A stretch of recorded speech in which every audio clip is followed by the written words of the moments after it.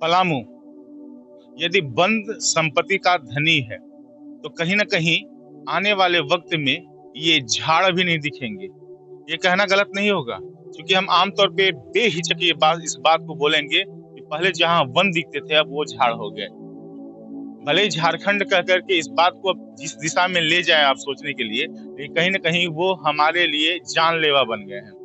और सबसे बड़ी गौर करने वाली बात है कि पलामू प्रमंडल में अभी खौफ का आलम है, और आलम की वजह सिर्फ और सिर्फ तेंदुआ है। एक जानवर जो कभी मानव जाति जहां रहता है वहां कभी दिखाई पड़ता नहीं था, आता नहीं है, लेकिन आखिरकार वो आदमखोर कैसे हो गया है, वो जानलेवा कैसे बन गया है, इसकी बातों को समझना जरूरी है। और शायद इस बातों को समझना है तो हमारे साथ आज उसके विशेषज्ञ के तौर पे हैं कौशिक मल्लिक जी।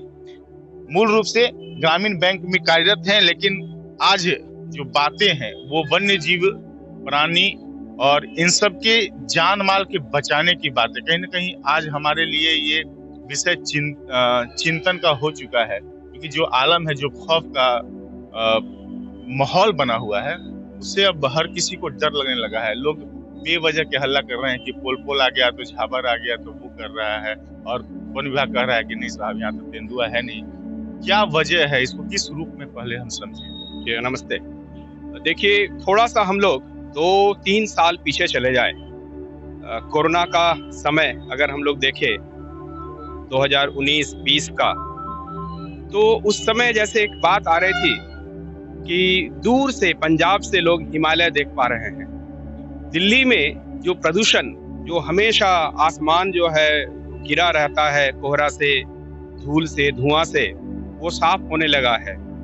तो कोरोना के समय में जो बाधित चीजें हैं, क्योंकि मनुष्य का चलना फिरना बंद हो गया था, कम हो गया था, उसी प्रकार जो वाहन है उसका भी चलना बंद हो गया था। तो एक अबाधित क्षेत्र जो है वो पूरे राष्ट्र के स्तर पे हम देखें या स्थानीय स्तर पर हम केवल अगर बेतला पलामू का जो व्याघ्र परियोजना उस क्षेत्र को देखें, क्योंकि वहां भी व्याघ्र परियोजना का जो क्षेत्र है जो है वो टूरिस्ट जोन है, वो भी बंद था, लोगों का आवागमन भी बंद हो गया था, गाड़ियां नहीं चल रही थी।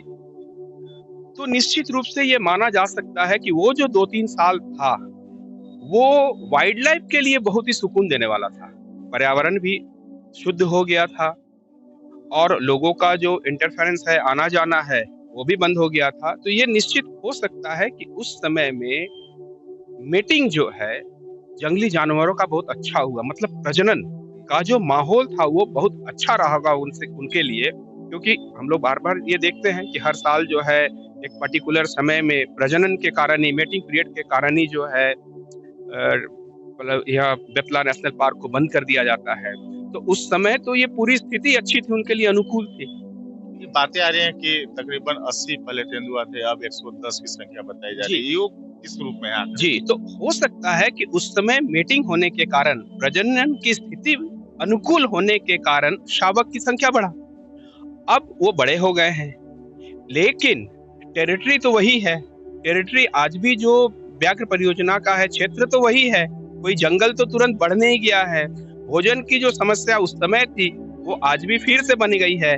तो पानी के तलाश में या भोजन के तलाश में वो दूसरे क्षेत्र के जगह वो जा रहे हैं, और इस दौरान जो है आदमी के साथ उनका संघर्ष हो रहा है, जिसका ये परिणाम हम लोग देख रहे हैं आज। चाहे वो रमकंडा गढ़वा का क्षेत्र हो, चाहे वो पलामू और लातेहार का क्षेत्र हो। लेकिन मेरा एक कहना है कि वैज्ञानिक अध्ययन के बिना, जो वन विभाग वैज्ञानिक अध्ययन करा भी रहे हैं, वैज्ञानिक अध्ययन के बिना ये मान लेना कि ये बाघ है या लेपर्ड है, तेंदुआ है, ये थोड़ा उचित नहीं है। और चूंकि हम लोग पर्यावरण के क्षेत्र में काम कर रहे हैं, तो हम लोग के लिए भी ये अवैज्ञानिक रूप से गांव वाले के केवल मान लेने से या बोल लेने से इसको हम लोग को नहीं मानना चाहिए।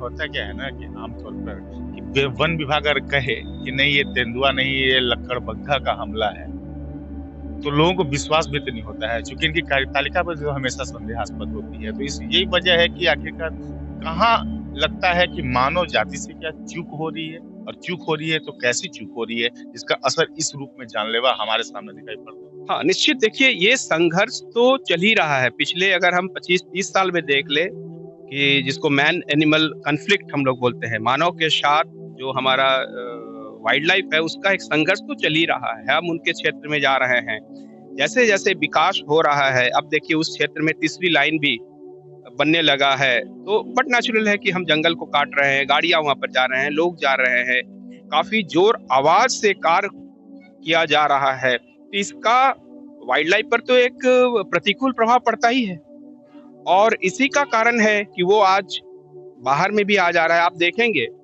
बंदर रांची रोड में या बेतला के अंदर में जो आवागमन का रोड है वहां पर बंदर बाहर में दिख रहा है। क्यों? उसको अंदर में भोजन नहीं मिल रहा है, वो बाहर आ रहा है। और बाहर में हम लोग भी जो है, जो अवैज्ञानिक है, हम उनको भोजन दे रहे हैं। बड़ा अच्छा लग रहा है हम लोग को उनको भोजन देने के, लेकिन उनका जो जंगली जो आदत है ना, जो उनका जो नेचर है वो बदल जा रहा है। कल को यही बंदर जो है अगर शहर में आ जाए और आ भी रहा है और फिर परेशानी करे, तो ये हमारे लिए एक दिक्कत हो जाएगा, और हम फिर बोलेंगे ये शहर में हमला कर रहा है। तो क्योंकि उसको तो कुरकुरे और ये सब खाने की लत लगी। जी जी जी जी जी जी। तो मनुष्य को भी जो है थोड़ा सा समझना पड़ेगा कि हमारा भी एक अपना क्षेत्र है, हमारा भी एक दायरा है जिसमें हम रहें, और इस पृथ्वी पे वो भी उतने ही बराबर का हकदार है हर चीज को पाने के लिए। शुद्ध हवा, पानी, मिट्टी, भोजन, उसको भी हम वो सारी चीज दे, ताकि एक सामंजस्य की स्थिति बने। और ये जो संघर्ष है, ये संघर्ष नहीं, ये एक साथ रहने का एक स्थिति बन पाए। कैसे रोका जाए? लोग आसानी से शहरों में अपने घरों में छोटे छोटे पौधों में तो अब तो धनिया भी उगाने लगे, मिर्चा भी उगाने लगे और पेड़ भी उगाने लगे, और इतना बड़ा बड़ा कह सकते हैं कि अपने कमर के हाइट का आपको बरगद लगा करके बहुत उसको देख करके खुश है। लेकिन उस बरगद को बचाने वाले के खिलाफ बोलने को कोई तैयार नहीं है, जो उसको काट करके ले जाते हैं। कहीं ना कहीं मानव जाति को अपने विचारों को या अपने जो व्यवहारिक जीवन है, सामाजिक जीवन है, उनको तो बदलना होगा। निश्चित रूप से हमारे अपने आप जो हमारी जो मानसिकता है उसको बदलना होगा, और हमारे व्यवहार को भी बदलना पड़ेगा, क्योंकि सब कुछ जो है सरकार के बदौलत या जो नियम बने हुए हैं उसके बदौलत ये संभव नहीं है। मनुष्य को भी अपने आदत को सुधारना पड़ेगा। आप फॉरेस्ट में जाइए, निश्चित रूप से आप जाइए, घूमिए वहां पर, लेकिन फॉरेस्ट में जाकर वहां पर क्षति नहीं आप पहुंचाइए।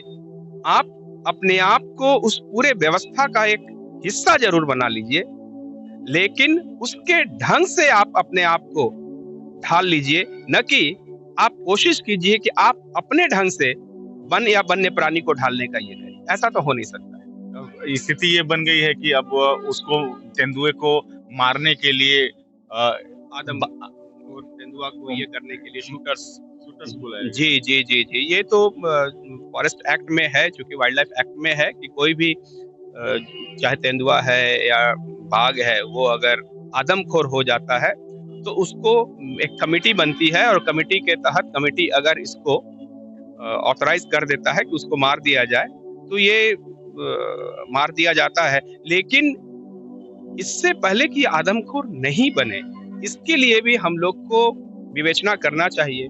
और कैसे आपको लगता है, अगर हम सिर्फ कौशिक मल्लिक से पूछें, क्योंकि आप लोगों की काफी बातचीत होती है, कई मशवरा होते हैं, कई तरह की तौर के आप लोगों ने पढ़ाई की है, पढ़ते हैं किताबों, क्या लगता है कैसे अब रोका जा सकता है अगर हम उसे बिना मारे रोकना चाहें?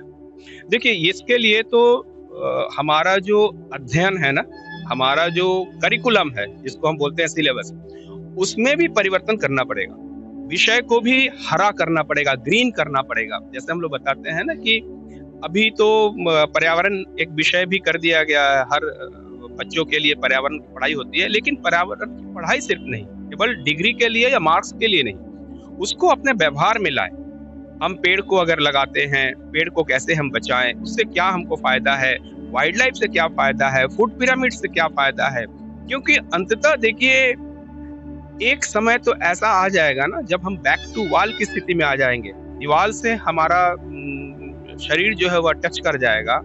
अगर हम चाहें कि केवल मानव के द्वारा ही इस पृथ्वी का जो चलना है वो संभव है, तो ये बहुत भूल है हमारी। पृथ्वी तभी तक संभव है जब ये जो विविधता है, जैविक विविधता, चाहे वो जीव जंतु है, पेड़ पौधा है, मनुष्य भी उसका अंग है, तभी जो है ये पृथ्वी जो है, जो जिसको हम बोलते हैं चिर अनंत, अनंत काल तक अगर बना रहना है तो यहाँ पर सबका रहना जरूरी है। क्योंकि अंततः हम देखते हैं ना कि जो रोटी कपड़ा मकान का जो हमारा जो आवश्यकता है, मूलभूत जो आवश्यकता है, ये एक नेट की तरह है, ये एक पिरामिड की तरह है, और सबको इसमें समान रूप से संरक्षित करना होगा अगर हरा पौधा नहीं होगा। बहुत सारी कार्यशाला होती है, बहुत सारी बातें होती हैं कि इसके कार्यशाला होंगे, सिखाए जाएंगे, पढ़ाए जाएंगे, सरकार बहुत सारी योजनाएं बताती हैं। आखिरकार वो सब कहाँ गुम जाता है और सरकार क्यों नहीं कर पाती? सरकार कहाँ गौन रह जाती है कि जितनी बड़ी-बड़ी बातें, जितने बड़े-बड़े हम पोस्टर और बैनर देखते हैं, वो चीज़ें धरातल पर नहीं होती। देखिए, सरकार की बातें तो निश्चित रूप से आप बता रहे हैं, लेकिन मैं बोलूँगा ना कि सरकार को भी तो हम ही बनाते हैं, या सरकार भी तो हमसे चलता है ना। आप सीधी-सीधी बात बता दीजिए कि आज प्लास्टिक के खिलाफ बात चल रही है। हम कितने लोग हैं जो थैला लेकर जाते हैं?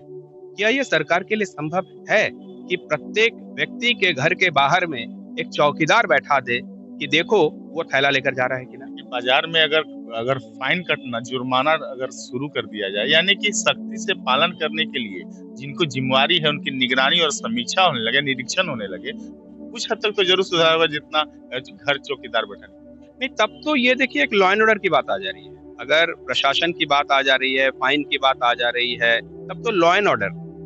तो ये लॉ एंड ऑर्डर का मुद्दा नहीं है, ये मानव के समझ में जो एक विकार आ गया है ना, इसको बदलना होगा। और आप देखिए, हमारे अब दूर में क्यों जाएंगे, हमारे ही देश में आप देख लीजिए, सिक्किम में आप जाइए, वहां पर आप प्लास्टिक मांग लीजिए। इस तरह से बहुत सारे स्टेट अब हो गए हैं जहां पर कि लोग प्लास्टिक का इस्तेमाल नहीं करते हैं। तो देखिए, कोई भी झारखंड को बचाना हो तो लाजमी कि प्लास्टिक को तो रोकना। निश्चित निश्चित निश्चित कोई भी समाज का ही दर्पण प्रशासन होता है, सरकार होता है। हम जैसे हैं, हमारा ही दर्पण वो है।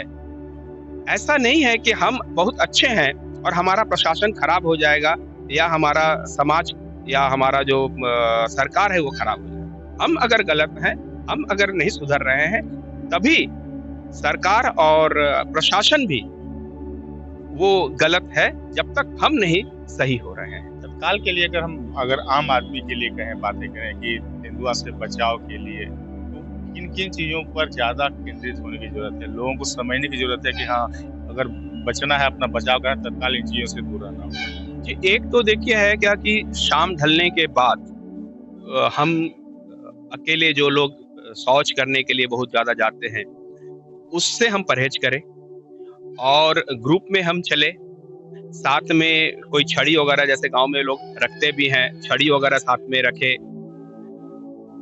सुबह के समय में इस तरह की परेशानी उतनी नहीं आती है, तो शाम के समय में ही हम अपने आप को थोड़ा ग्रुप में चले, अकेले नहीं चले।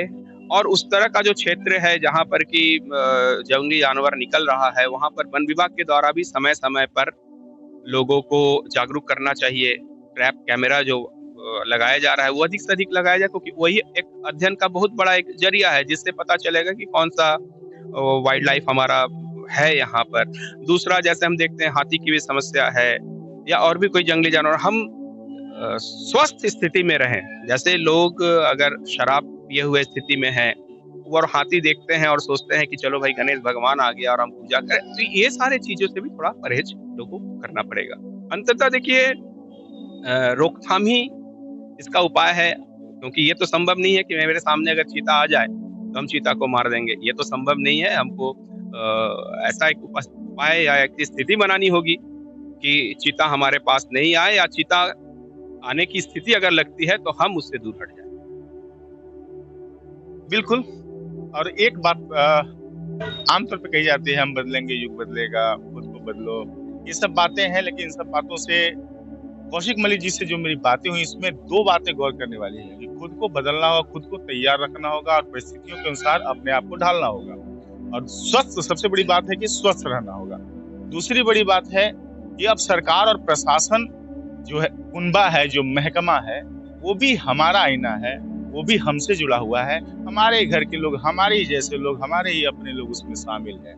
तो अपने विचारों को, अपनी नीयत को जब आप सुधारेंगे, तो लाज़मी है कि हमारा प्रशासन और सरकार भी सुधर जाएगा। और जब हर एक की कार्यतालिका सुधरेगी, व्यवस्थाएँ सुधर जाएँगी और व्यवस्थाएँ सुधरेंगी, तो समाज का एक बेहतर निर्माण हो जाएगा। और यही नव-निर्माण की बातें पलामू पत्रिका कर रही है। तो देखते रहिए पलामू पत्रिका, क्योंकि हम हैं आवाम की आवाज़ और उन अनछुए पहलुओं को आप तक पहुँचाते रहेंगे, जिनसे आप रूबरू होना चाहते हैं। सहयोगी राजू सोनी के साथ एपी लकी का नमस्कार।